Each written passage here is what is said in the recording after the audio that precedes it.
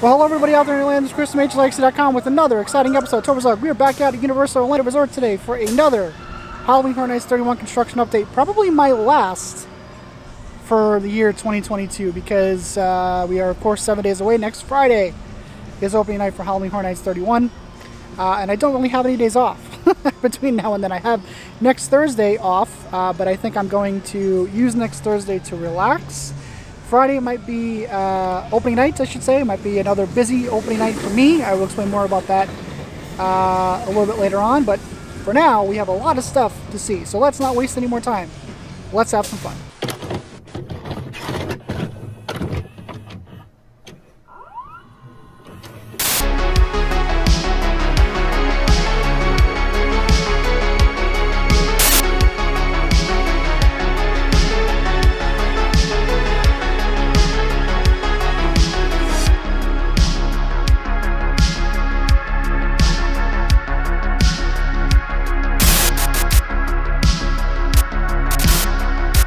Here's a look at the crowds down Production Central. It is not that busy of a day. Despicable Me is at a 45-minute wait, so that's not too bad, but we are here to see the updates on Horrors of Halloween. So this should look familiar to everybody. This is, of course, the torso of the Pumpkin Lord, so it looks like we're going to have an actor inside the torso there, talking to guests as they walk through the scare zone. Got this stuff here, which are like these little caged things which represent everything that the Pumpkin Lord has basically conjured, I guess. So we got some cemetery tombstones here. So all these little pillars also have things that are sort of embedded inside the dirt here. So we have like a skull here, skeleton there. So this one has some witches' cauldrons on it, of course. Very cool. Inside the witches one, we've got a broom here and some other little trinkets. Another one of these little voodoo doll looking things. Some bottles. As alluded to last week, of course, everything has all these vines. We do have some black camo. That's pretty much it.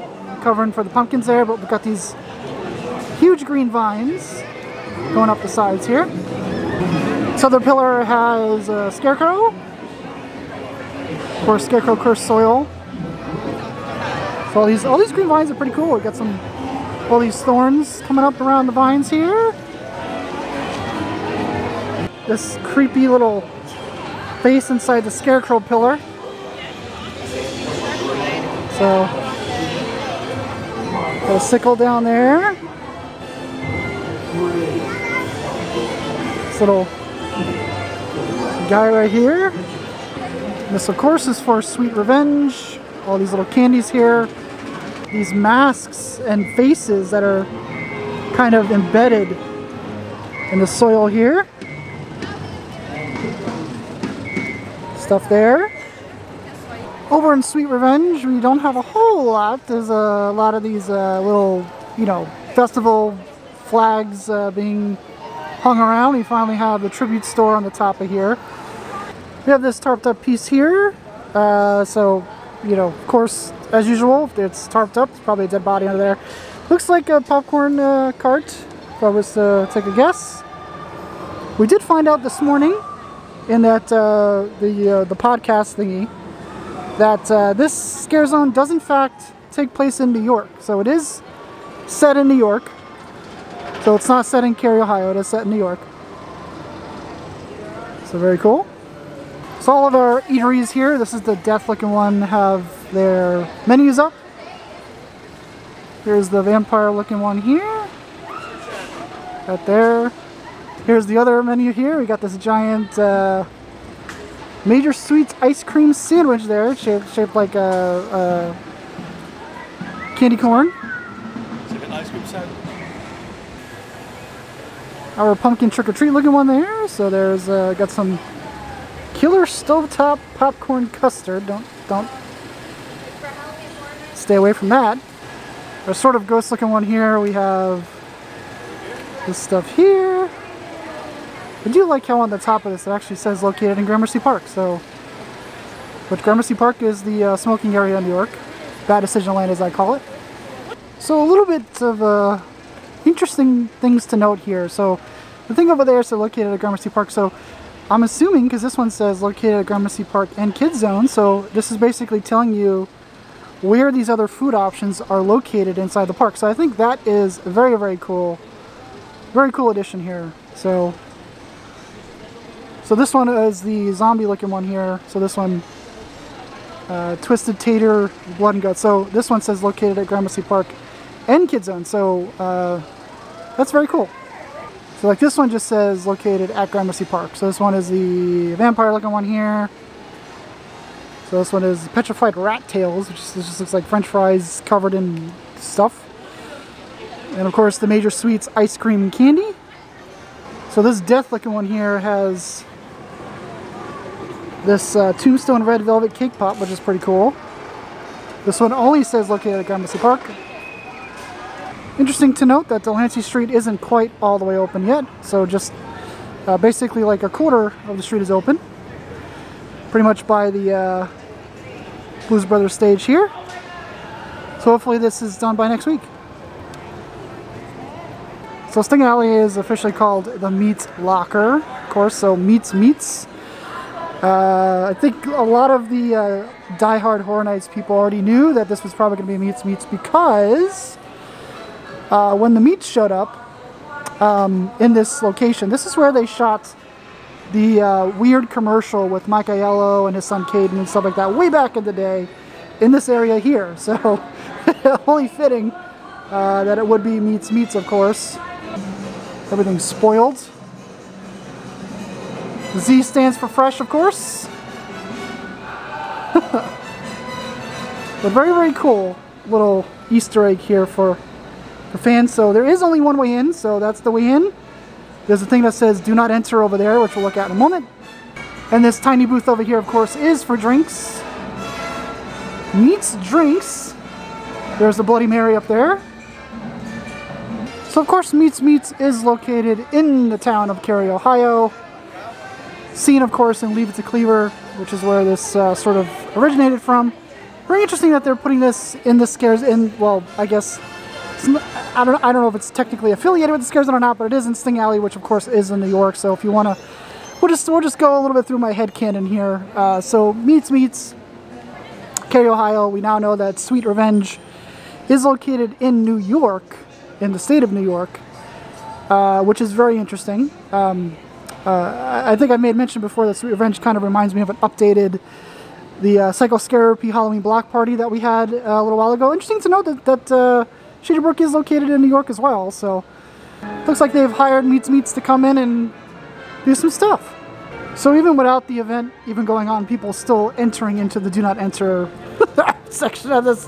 This is not going to go over well, I don't think, but it's supposed to be one way in, one way out for this, so we'll see how well it's kind of enforced. Also interesting to note that there are two sections down here which are sort of covered off, which are supposed to be, you know, the quote-unquote freezers where they get the meat from, but they kind of look like bull holes to me. And there's, you know, stairs that lead to doors down there. So who knows, maybe we'll get a little bit of scaring going on in here too. Not themed, of course, but some of the summertime food trucks are also getting their Horror Nights makeovers here. So over on Conjure the Dark, we got a bunch of different updates here. These, of course, we've all seen before.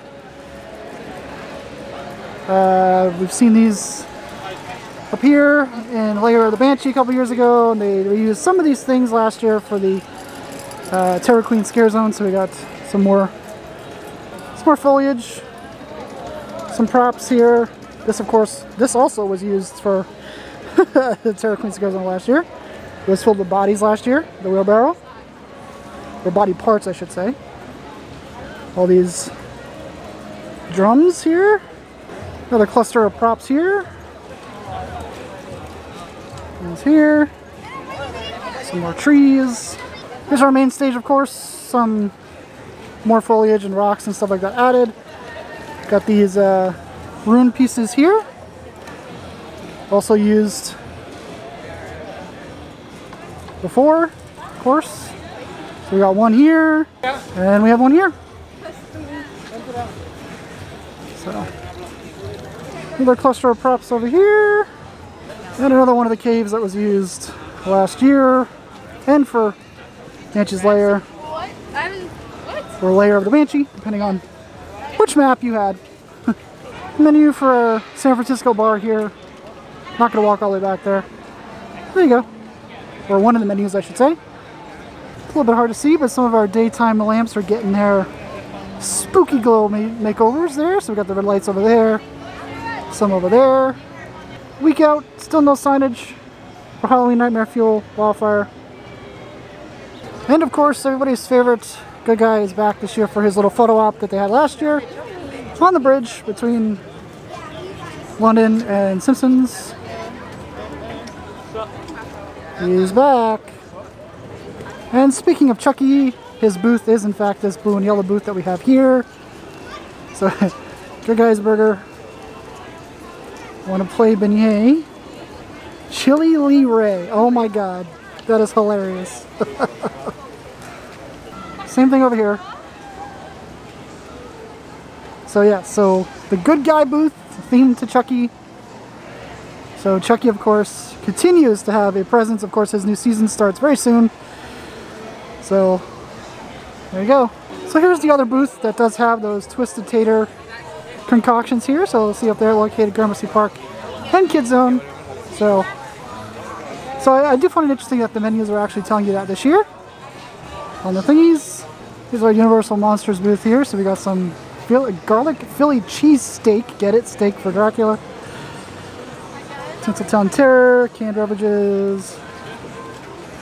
There you go. A little look. And our nondescript booth across the way has nothing.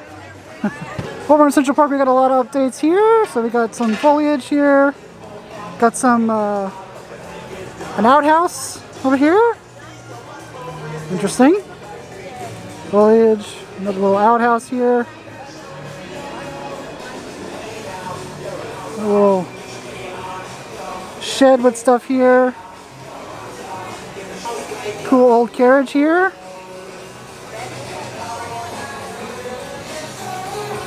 A little shed over there. Wooden fencing lines the metal fencing here. Another shed over here, and then we've got the beginnings of the barn. So the barn not yet erected here. We've got some pieces of wood and stuff like that, but that's pretty much it. This is what it looks like when you enter into Central Park from Hollywood. We got this old car here. Very cool. And windmill. So we do have signage for Ghoulish or Halloween Tale. Lagoon Show. There you go. So the bar over in Battery Park that they've had for the last couple of years will be themed towards the weekend. So it's the weekend after hours bar. Very interesting.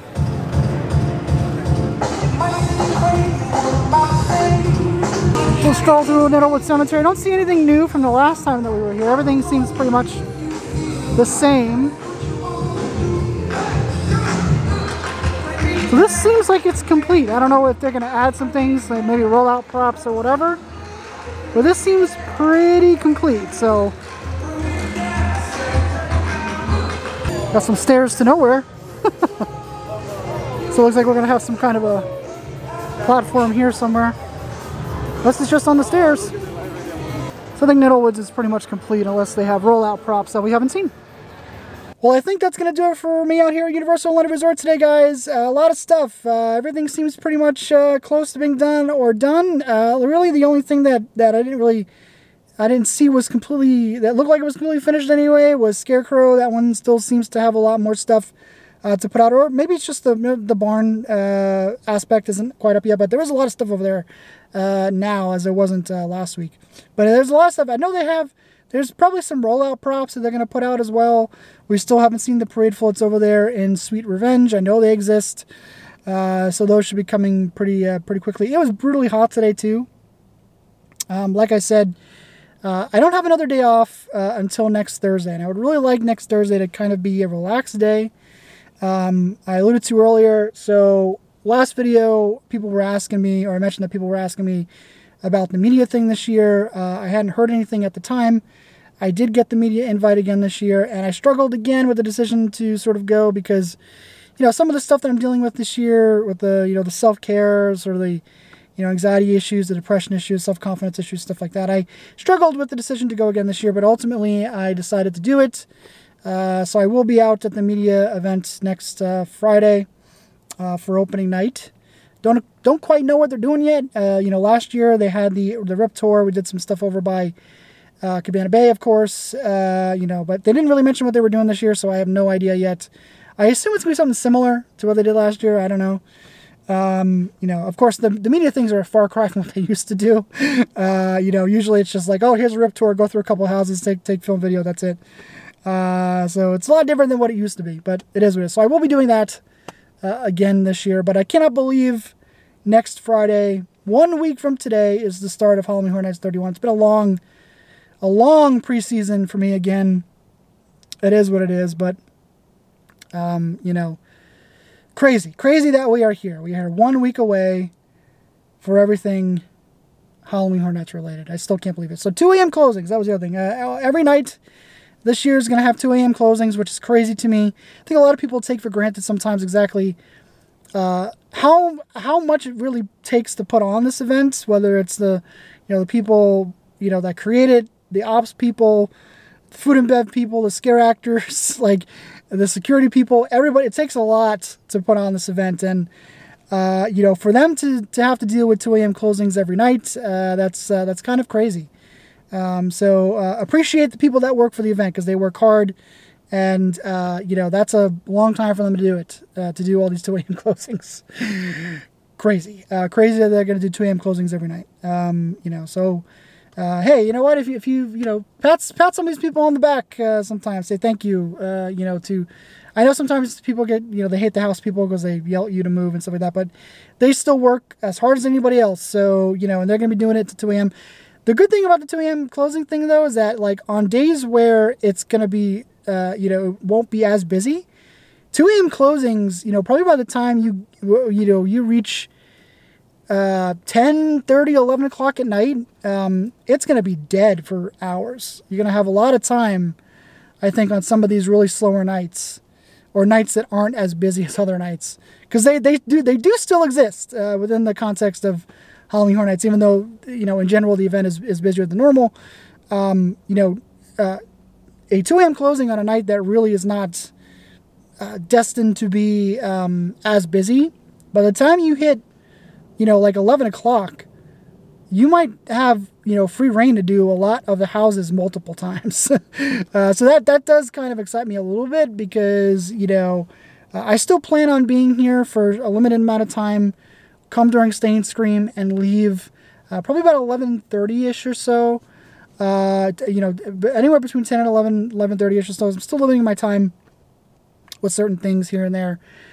So we will see how that goes. But 2 a.m. closings. If you're lucky enough to be here on a night where it's not that busy, by the time you reach 11 o'clock, it's gonna be like you have the whole park to yourself. It is what it is. But unless they have internal pre-numbers already, and they know that each night is going to be pretty busy. But I have a feeling that there's going to be a couple nights in there where it's going to be pretty dead, where it won't be as busy as say like a peak night or something like that. So but by the time 11, 12 o'clock rolls around, park's open for another couple hours, so you have a lot of time to roam. But it is what it is. So the next time I see you guys will probably be at the event. At least that's the plan for right now. So like I said, it's been a long preseason. I cannot believe it's next week. I hope to see you all in the fog. It's going to be a good time, I hope. So with that, as usual, everybody, thanks for watching, and I will see you guys at Halloween Horror Nights 31.